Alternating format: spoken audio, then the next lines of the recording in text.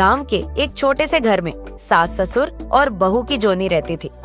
सास, जो हमेशा अपनी बहू सीमा पर हुक्म चलाने का कोई मौका नहीं छोड़ती, हर बात में टोका टाकी करने में माहिर थी।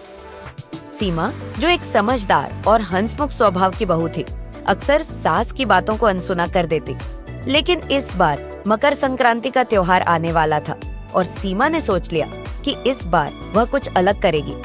त्योहार की तैयारियां जोरों पर थीं। सासू माँ, जिसे मोहल्ले में मकर संक्रांति क्वीन कहा जाता था, हर साल तिल के लड्डू बनाने और पतंग उड़ाने के आयोजन में सबसे आगे रहती थी। लेकिन इस बार बहू सीमा ने ठान लिया था कि वह इस मौके का फायदा उठाकर अपनी सासू माँ को थोड़ा मजा चखाएगी। अरे सीमा, तिल के लड्डू बना लिए या फिर अभी तक फोन पर ही लगी हुई है? सासू माँ ने अपनी गुस्से वाली आवाज में पूछा। जी सासू माँ, बना रही हूँ, सीमा ने मुस्कुराते हुए जवाब दिया। सीमा जानती थी कि सासू माँ को लड्डू में तिल और गुड़ की सही मात्रा से लेकर उनके आकार तक सब परफेक्ट चाहिए। इसीलिए उसने जानबूझकर लड्डू में थोड़ा सा नमक मिला दिया। जब सासू माँ ने पहला लड्डू चखा तो उनका चेहरा ऐसे सिकुड़ा जैसे उन्होंने नींबू खा लिया हो। अरे ये क्या बनाया है, इसमें तो नमक है, सीमा ने मासूमियत से जवाब दिया। सासू माँ, शायद तिल नमकीन हो गए होंगे। तिल नमकीन कैसे हो सकते हैं? सासू माँ ने चिढ़ते हुए कहा। सीमा ने मन ही मन सोचा, ये तो शुरुआत है सासू माँ, अभी तो पूरी फिल्म बाकी है।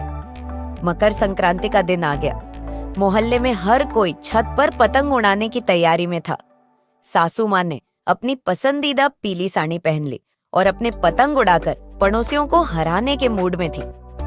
अरे सीमा, पतंग और मांझा लेकर आ, और सुन, मांझे पर ठीक से चिरकन कर देना।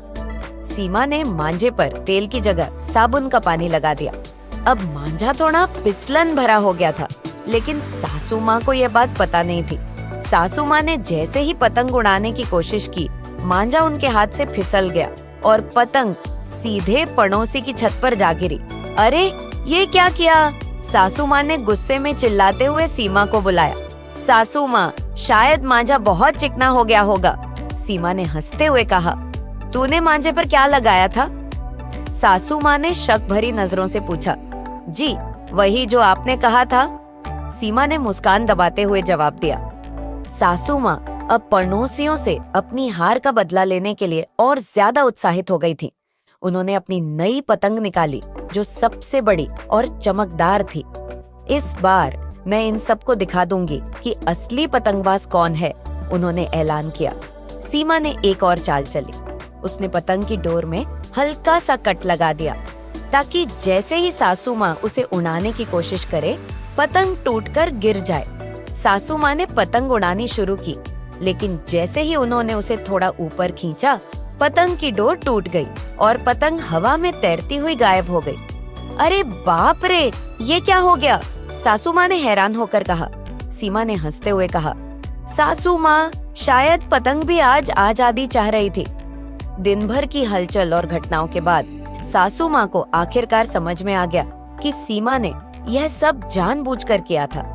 लेकिन सीमा ने तुरंत सासू माँ के पैर पकड़ लिए और कहा, सासू माँ, मैंने ये सब सिर्फ मजाक में किया, आपका गुस्सा कम करने के लिए।